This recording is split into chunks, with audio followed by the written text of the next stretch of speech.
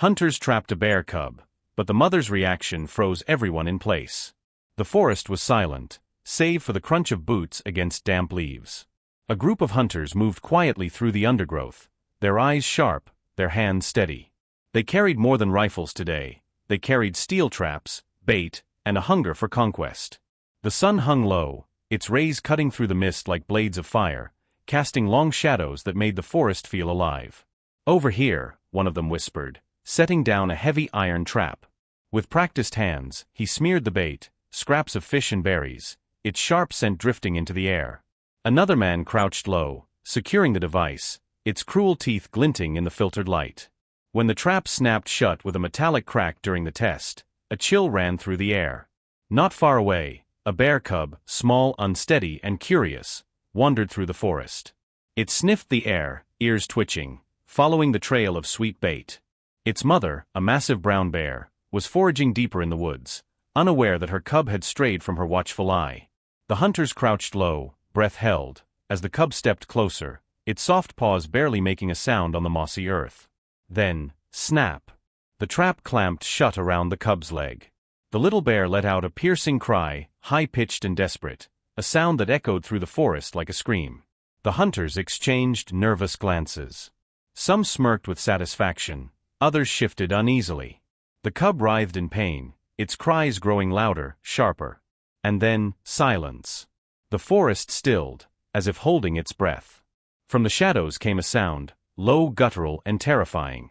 A growl rolled through the trees, deep enough to shake the ground beneath their feet.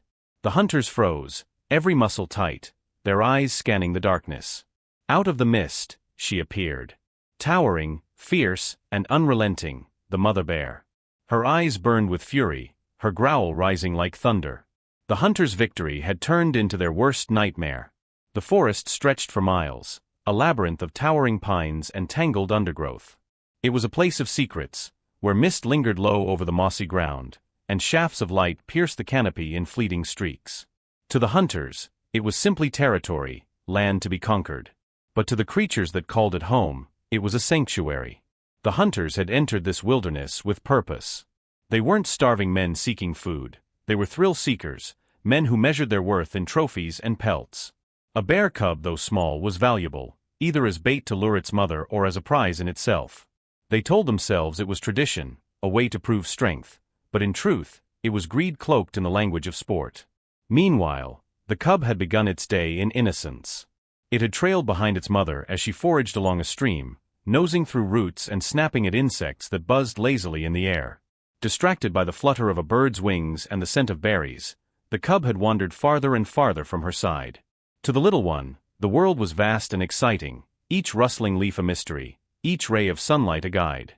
But as the cub padded deeper into the thicket, its small paws carried it toward danger. The hunter's bait lay hidden among the brush, the scent sweet and irresistible. The cub sniffed eagerly, unaware of the danger concealed beneath. Far off, the mother bear lifted her head. A faint cry, distant, fragile, brushed her ears. She sniffed the air, the scent of man mingling with that of her cub. Instinct sharpened within her, primal and unyielding. Her muscles tensed as she moved swiftly through the trees, her massive frame weaving between trunks with surprising grace. The hunters, crouched in anticipation, felt the air grow heavier, the silence more profound. They believed they had the advantage, but the wilderness belonged to her. And soon, they would learn the price of underestimating a mother's bond. The metallic snap echoed like a gunshot. The cub squealed in agony, thrashing against the cruel iron jaws that had locked around its tiny leg.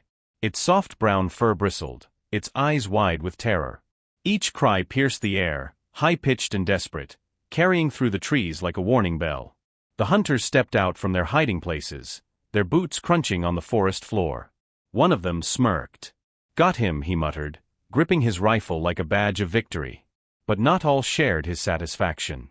Another hunter, younger, shifted uneasily, his gaze fixed on the trembling cub. "It's just a baby," he whispered, almost to himself. The cub's cries struck something in him, something he hadn't expected, guilt. The others ignored him, circling the trap like predators closing in. The cub fought with all its strength, tugging and pulling, but the more it struggled, the deeper the steel bit into its flesh. Blood spotted the moss, small drops staining the earth. Then the forest answered. A crow shrieked from above, startled into flight. The wind carried the cub's cries farther, echoing between the trees, a sound impossible to ignore. Somewhere in the distance, a low rumble rolled, so faint at first, it could have been mistaken for thunder. The hunters froze, eyes darting toward the sound. The cub whimpered again, and this time the noise was louder, closer. The younger man's knuckles whitened around his rifle. "She'll come," he muttered, voice trembling. One of the older hunters scoffed. "Let her. We've got guns." Yet even he couldn't hide the way his eyes flicked nervously toward the shadows. The cub let out another piercing wail, and suddenly the forest was no longer just trees and silence. It was alive, tense, holding its breath. The sound of snapping twigs and heavy footfalls grew louder. Something massive was moving toward them with purpose. The hunters tightened their grip on their weapons, but deep down they knew, rifles and steel meant nothing against what was coming. The growl came first, low and guttural, vibrating through the earth like a drumbeat. It rolled across the clearing, thick with warning, sending shivers up the hunters' spines. Birds burst from the treetops, their wings a frantic blur as they abandoned the forest canopy. The hunters' bravado faltered. Suddenly, they weren't the predators anymore. From the mist between the pines, she emerged. The mother bear. Her enormous frame seemed to swallow the fading light, her fur dark and matted from the wild. Her eyes burned like embers, fixed on the small figure writhing in the trap. The cub squealed again, pawing desperately at the iron jaws. The sound ripped through her, igniting a fire that blazed hotter than fear, hotter than pain. With a roar that shook the ground, she reared up on her hind legs, towering over the men.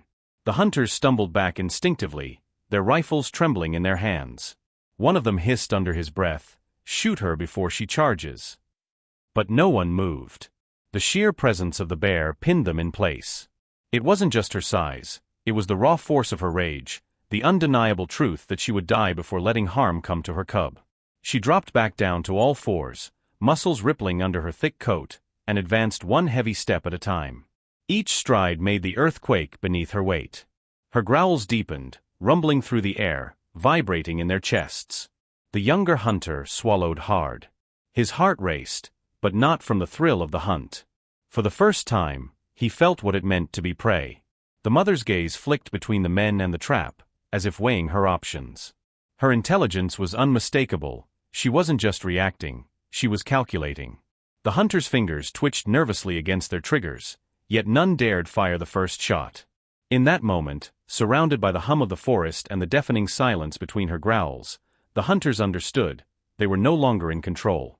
Nature was. And the storm standing before them was a mother's fury made flesh. The clearing held its breath. No one moved, no one spoke. The only sounds were the cub's weak cries and the low rolling growls that rumbled from the mother's chest. The hunters stood frozen, their rifles raised but hands unsteady, caught between instinct and fear. "She's going to charge," one of them hissed, his voice breaking under the pressure. Another shook his head sharply. "No, she's watching us. She's thinking." It was true. The bear's dark eyes flicked from the trap to the men, then back again. She circled slowly, massive shoulders swaying with each deliberate step. It wasn't rage without reason, it was calculation. She wasn't just a beast, she was a mother who knew exactly what stood between her and her cub. The younger hunter's breath came in quick bursts. His rifle wavered, sweat dripping down his brow. Every instinct screamed to lower the weapon, to back away, to show no threat. Yet beside him, the older hunter's jaw was set, finger tightening against the trigger. "Don't," the young man whispered fiercely. "If you shoot, she'll tear us all apart." The cub whimpered again, straining helplessly against the iron. The sound seemed to slice through the tension like a blade. The mother snapped her jaws, a thunderous crack that echoed off the trees, and the hunters flinched. She was close enough now that they could see the steam of her breath in the cool air, could feel the vibrations of her growl in their bones. One wrong move, one twitch of a finger, and the forest would erupt into chaos. But she didn't lunge.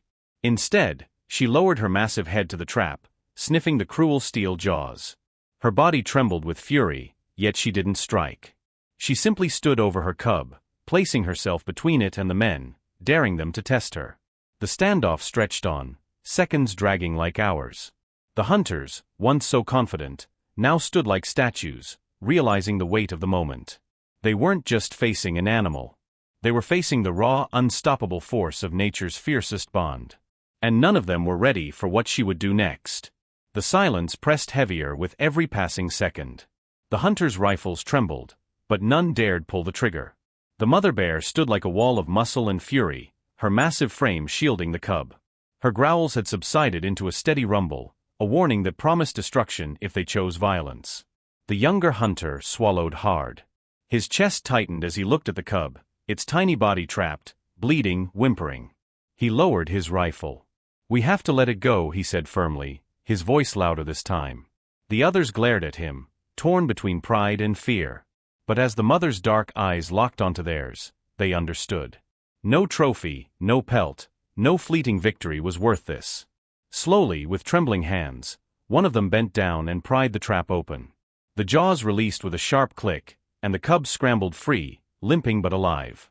The mother immediately lowered her head, nuzzling the cub gently, licking its wounds with tenderness that contrasted the storm she had just unleashed. The cub pressed against her, safe once more. The hunters backed away, hearts pounding, every step heavy with the realization of what had nearly happened. In their eyes lingered something new, not just fear but respect. The mother turned once, fixing them with a gaze so piercing it froze them in place. It was not gratitude, nor hatred. It was a warning, never again. Then, with her cub beside her, she melted back into the forest shadows. The men stood in silence. They hadn't just witnessed survival. They had witnessed the unbreakable power of a mother's love.